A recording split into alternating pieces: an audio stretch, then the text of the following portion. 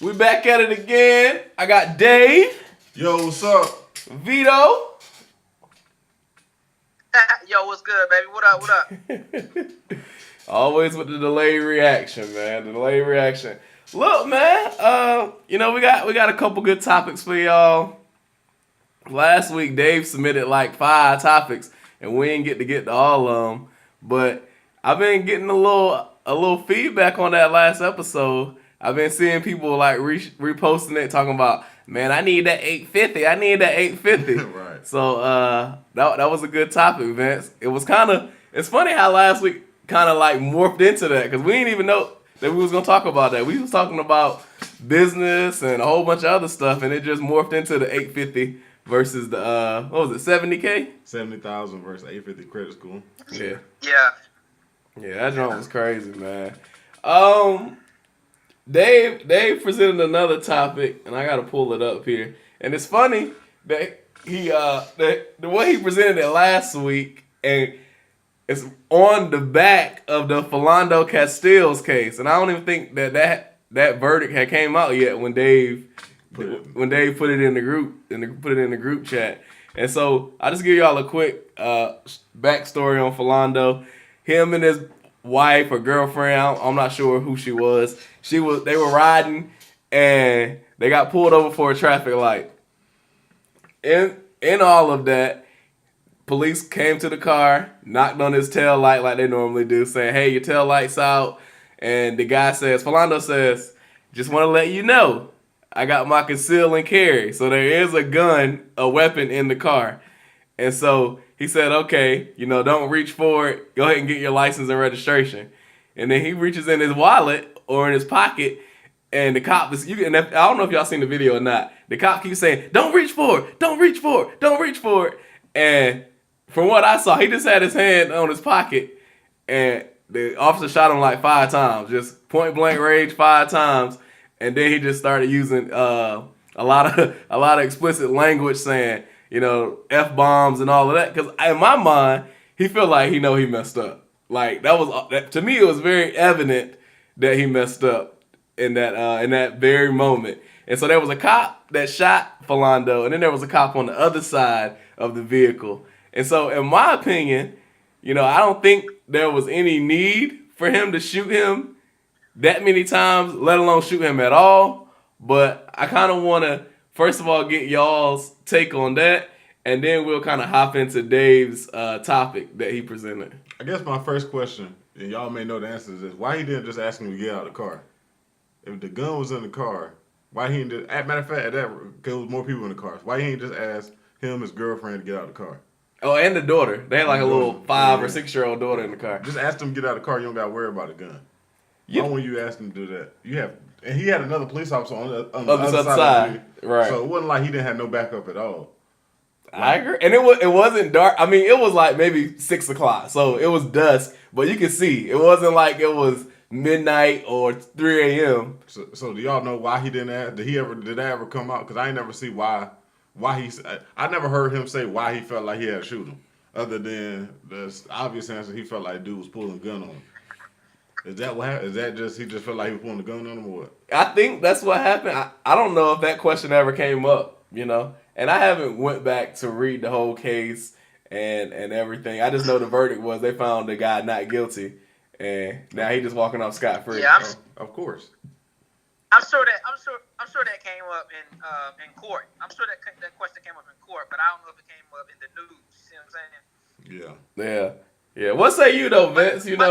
And the reason why I ask you, someone who did some time in the service, who carried a firearm, 3 years straight, and someone who still believes in the right to carry, how does that affect you, I guess, on a daily basis? All right. Okay. So for one, I think that he was wrong, and when I him referring to the cop, I think that he overreacted.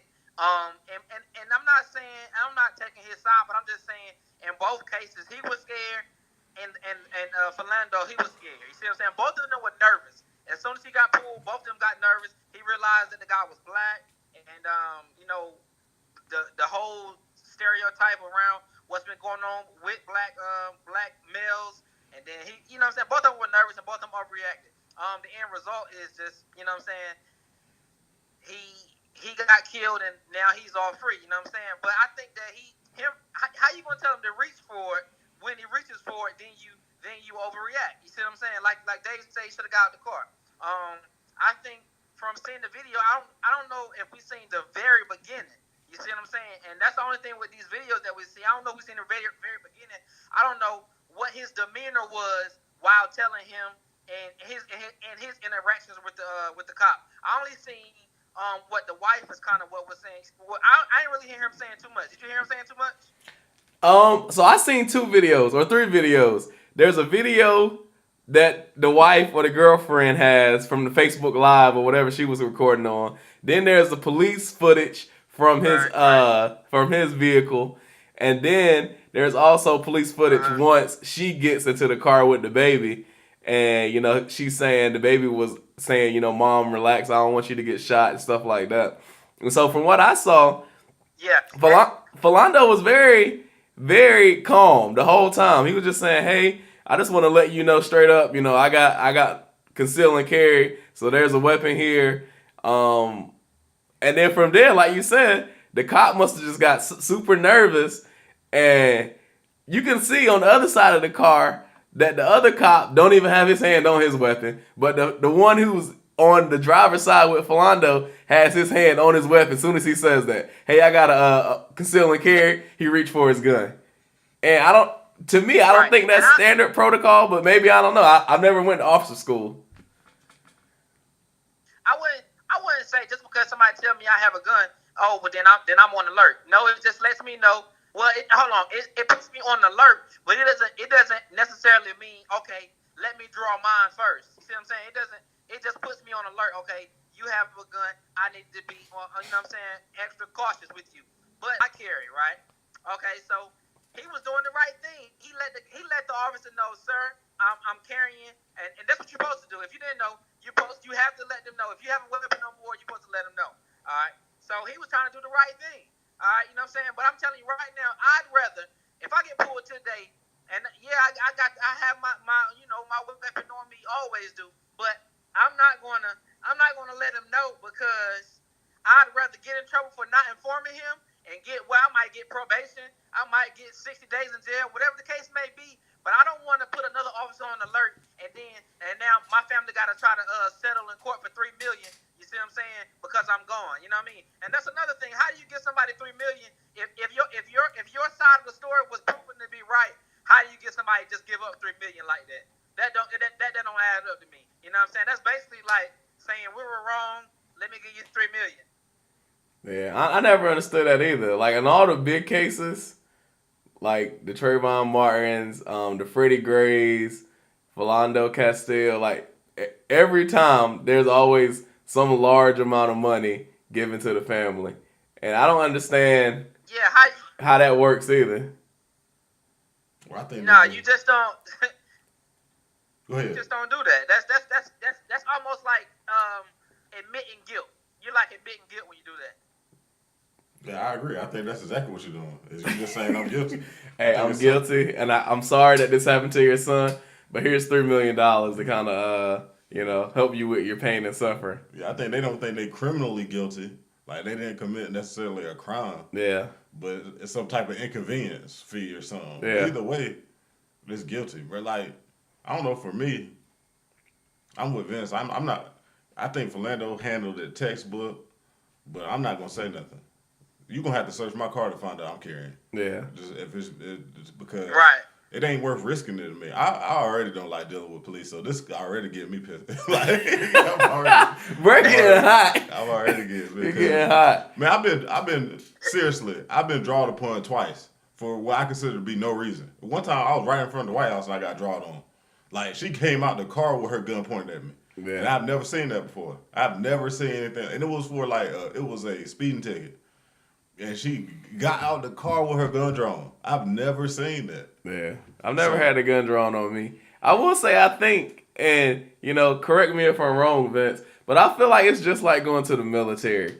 When you sign those papers on the dotted line, you know that there's a possibility that you can go to Iraq and fight in the war. And I feel like that's the same way when you sign up to be a police officer. You know there's a possibility that you may get shot or get shot at or something like that. And so I don't know Right. why the initial reaction is for some, not for all, but to be nervous and shoot and kill and then ask questions later. Like to me, you signed up for that role. Because Right. I think it's I agree. I agree. I think it's culturally / racially based. I'm be honest, and I hate to play the race card, but I think that a lot of people, black people included, you fear what you don't understand. And I think if you an officer and you get dropped into a neighborhood or area of town that you don't know nothing about, you don't know anybody, you don't understand the culture or whatever, um, then you just already on high alert. And I think a lot of the issues are related to that because um, I think as a black male, and you haven't experienced it like me, but I feel persecuted a lot of times when I get stopped by the police. Like to me, they always handle me like they assume I'm guilty, like instead of assuming I'm innocent. You know, until proven guilty. You know what I'm Right.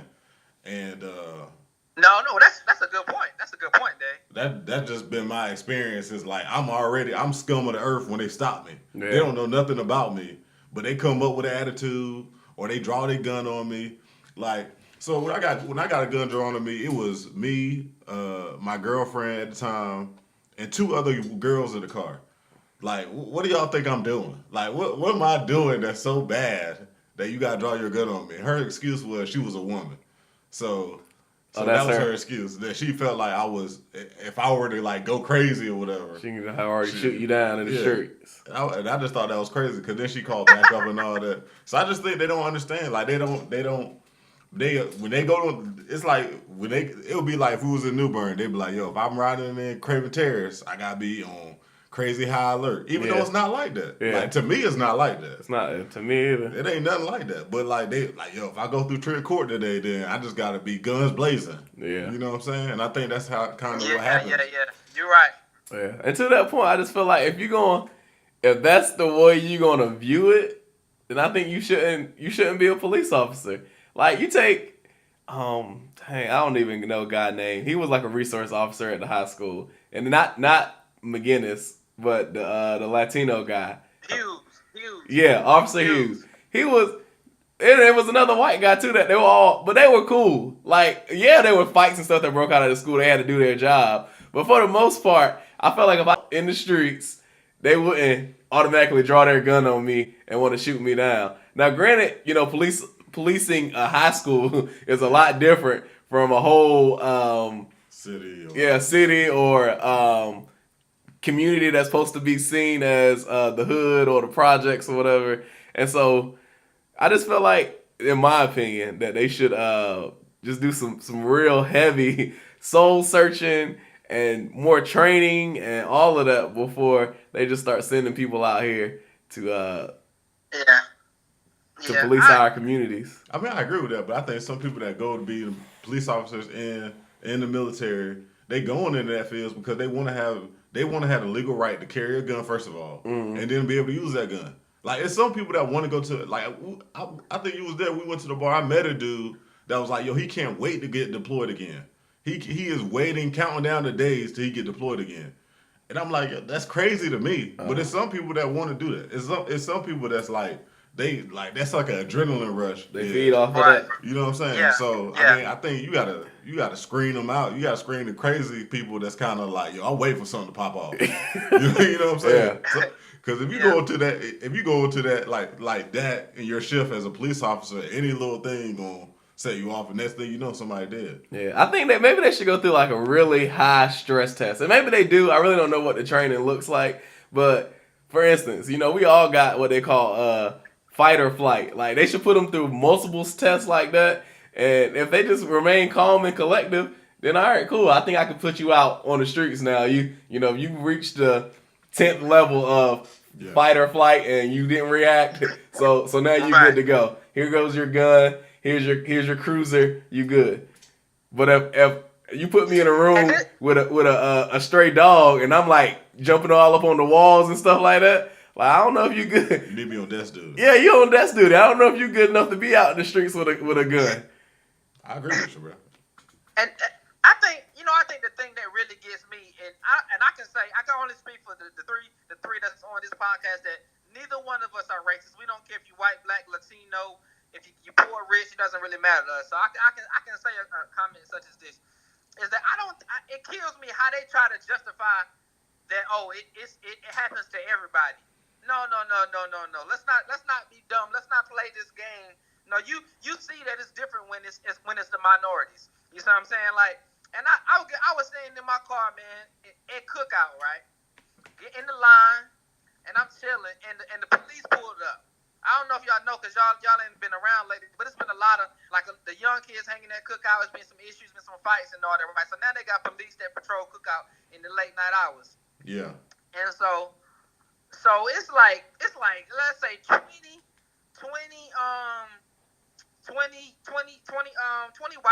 white young kids out there, but they not doing nothing. They having a good time. They back of the trucks and stuff. Smoking some cigs. You know how they do. They chilling, right? A couple of the boys got a Mustang out there. You know what I'm saying? But they just chilling. You know what I mean? And the cop pulled up. They didn't flinch. You know what I'm saying? And he didn't even like look their way. They were almost in the street. Look, he split them and carried on around like he wasn't nothing to it.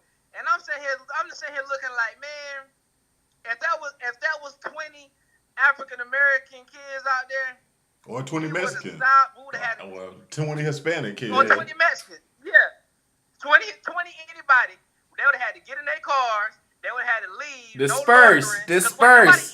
Wasn't nobody didn't nobody had no cups or nothing. You know what I'm saying? Yeah. Like, and you know what I'm saying? And that's a prime example of how privileged, what they call privilege, right there. Yeah, absolutely. It's funny that you say that, Vince, because now, I think that's a good point to segue into Dave's question, or his topic, rather. And so the question was, or the topic, if you have a son, do you coach him on how to deal with police based on being black? And then he got in quotation marks, profiling, getting arrested, etc. And so I think it speaks to what you just said about, white people don't even have to, I don't have to tell Billy Bob about police. That conversation don't have to happen in the house, because if you get pulled over, you good. But in the black communities, it's a total different story. So I'm going to just let y'all go ahead and hop in. You sound like you was already chopping at the bit, Vito. Yeah, because I got hot. Got hot. I'm glad you kept talking, because I had to calm down for a second. I got mad because it made me mad, because everybody's not the same. Just because our skin color is the same, or just because, like for example, all black people don't sell drugs. All black people don't steal. You know what I'm saying? All Latinos don't live in the same house. You know what I'm saying? All white people aren't trailer park trash. All white people don't do cocaine. You know what I'm saying? Like that pisses me off when you get characterized by who you are. And yes, bad as I hate to say it, yes, when you have to talk to your son when you're black about how to handle situations when you're dealing with authorities, not just with the police, but authorities in general, because you're black, and it makes me mad, because it shouldn't be that way. But yes, you got to train your child on how he should respond, what to say, what not to say. There's a general standard on what you're supposed to do when you get stopped. And everybody was making all these videos about, put your hands this way, have your wallet this way. No, that don't pertain to black people. There's still another standard that we have to do only because we're black. So yes, you got to talk to your son. You got to explain to them the do's and the don'ts, and it is better said when you've experienced it. So what I can say, it'll be cool, but what Dave can say would be way better, because Dave has more experience. For some reason, the cops just don't like Dave. So you know what I'm saying? Like when Dave tells his son, they can write a book on the cops and the scenarios of what you should and shouldn't do. You know what I'm saying? So it's best said through experience. And yes, you have to have that conversation. And Dave can tell you better better than I of why you have to, because he's been in several cases where he's just been mistreated. But have at it, Dave. You know, I think it's because Dave is big, man. He don't think that he like a big dude, but when you see a big black, I'm speaking from if I was a white guy. I think most times they see a big guy like Dave, and they just don't know how he gonna react. You know, and of course we all know that Dave is a friendly guy, but to the untrained eye, he just too much for me to handle. So I got to get out and let him show him who's in charge. Man, that's crazy.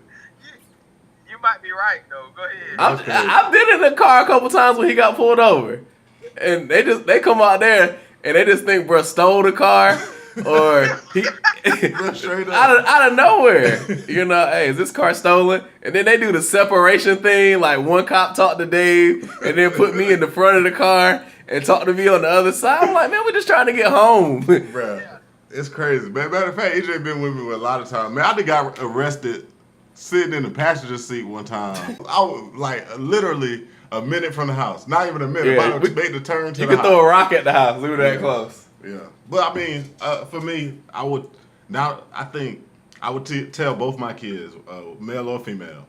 But I think all women get a little bit of leeway from police officers. I don't know why that is. I agree. But I think they get more leeway than all guys. Don't matter what race, it don't matter. I'm just saying women in general get it easier with cops than guys do. All right. Now that being said, I'm still gonna tell her, but I'm not gonna have to go into much detail. Now with my son, I can only speak for being black. I that's all I can. I've never been Hispanic or anything else.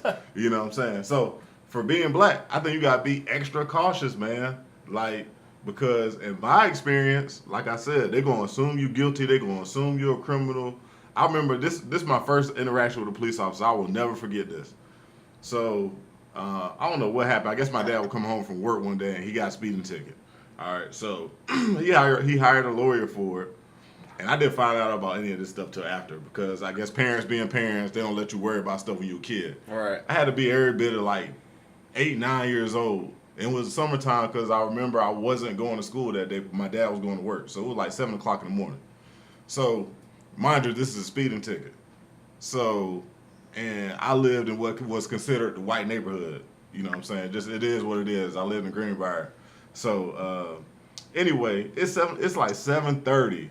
We get 4 squad cars pull up to the house and say they got a warrant for my dad's arrest. So I'm like crying. I'm like boo-hoo. I'm like, yo, my daddy going to jail. You know, at 8, 9, you don't understand what's going on. Yeah. He like, man, what you talking about? I didn't need to go to court. I hired a lawyer for this. This is my lawyer name. Here's the documentation, all that. He was ready. He was already prepared. Yeah. Look, because he did everything right. You know what I'm saying? But that was my first interaction ever with police. Because before then, you think police is good guys. They're supposed to be on your side, You know what I'm saying? But when they try to take your daddy away, that switch quick. Yeah. You know what I mean? So that's my first interaction. And ever since then, it's been going downhill, man. I done got arrested twice off of what I consider to be bull. I've seen people around me get treated poorly by police officers. So I just think it's really important, specifically when you're a minority, you got to do everything by the book. You cannot give them a reason to use any type of force, man, because they're going to, in my opinion, they're going to use excessive force. Yeah. I think they call excessive backup when people get, when I see people getting pulled over and it's like four cars, I think that's a poor use of my tax money.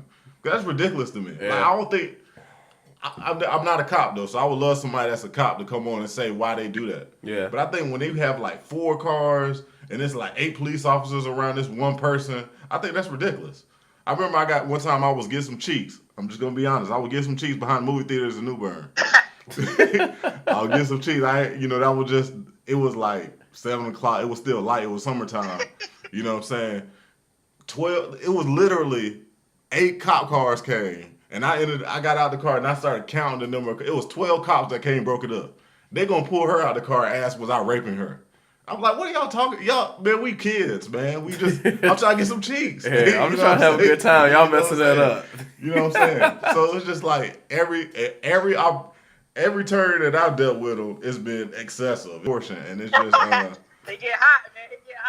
They get hot, man. Yeah, man. So I'm like, yo, I'm gonna coach my kids up, man, because I don't want my kids to go through what I went through, man. And I'm trying now. there was a point where I had a mouth. I'm gonna be honest. I had a little Oh, mouth. God. I'm glad you said it because that was gonna be my next point. Yeah, I had a mouth with the police, but that's because of my experiences. So now I'm just like, when people start getting killed, I'm like, all right, well, Let me chill out. Let me check myself because I ain't trying to get killed behind it. Because I was talking cash trash to, Yeah, to the it police. was. I remember one time that same incident where I told you they broke it, like split us up. Like the funny thing is, we had got pulled over twice in the same night. Yeah. Now, granted, Dave. Anybody that know Dave personally know that he like to drive fast. He just don't know what the speed limit is. Hold on. Put it in context. We was coming back. We were making like a 6-hour, 7-hour drive. Oh yeah, we were coming back from Mardi Gras trying to get back to Tennessee, and so we got pulled over the first time, and I think Dave probably handled himself well, but the next time, like he was just I don't know, bro was just mouthing off, and it got a little crazy, man. But I'm just shocked that bro ain't got hit like with a shotty or something. Cause he they come up. Oh yeah, he coming at their head as soon as he see him. Yeah, he told the police officer, man, why you pull me over, bro? Just give me my ticket if you gonna give me my ticket, man. Sir, step out of the car. Man, bro was tripping though. He was asking me what the car stole and all that. Bro was tripping. Yeah. It was a crazy night, man. But I just think, like both of y'all said, it's just different. It's different when you black. You just gotta do a whole bunch of different things that you don't want to do. And I think it's different when you're young too, man. I think it's different. Like when you're young and black and you driving a nice car, I think that's like the worst case scenario is young, black, nice car. Yeah. And you somewhere where they think you're not supposed to be. That's like the worst case scenario. True. Luckily I haven't been pulled over. I'm knocking on wood here. I haven't been pulled over in like the past 3-4 years. But, I'm always conscious of that. Because we go out all the time, we downtown doing all that stuff. I'm always conscious of like where the police at and all that good stuff. Because I don't want nobody to do nothing stupid, man. I want nobody to do nothing stupid. Yeah, I feel you, man. You done a good job about that. Both of y'all have, from what I could tell, I ain't never seen y'all get pulled over or nothing. Y'all done a good job. A lot better than me. Yeah. But I think it's, yes, you're speeding, but I think it's just, they just see you, man. It's a tall black guy in there. Let me pull him over. He going somewhere to cause some trouble. Man. I don't know what it is, but I just be on your P's and Q's. Yeah. That's all I can tell you. I would advise anybody. Like Dave said, though, I don't know if we got any police officers or anybody that work with police officers or work at police station. But if y'all do, man, we love to hear y'all feedback or how y'all come on the show and kind of give us the real side of policing communities. Hey, some of y'all Aggies that know Marcus G, tell him to call us up, man, because I know he a state trooper now. Oh, yeah, so he probably see a lot of stuff out there. Yeah, he know what's going on. Tell him to call us up, because I want to understand from the other side, because all I know is I get pissed. Immediately. I understand they have a job to do, whatever, but I just feel like I'm not some criminal. I'm not some like mastermind out here trying to rob banks or whatever. The way they be treating me, it's like I done shot somebody. Yeah, for sure. Look, I know Vince got to get out of here and handle some stuff.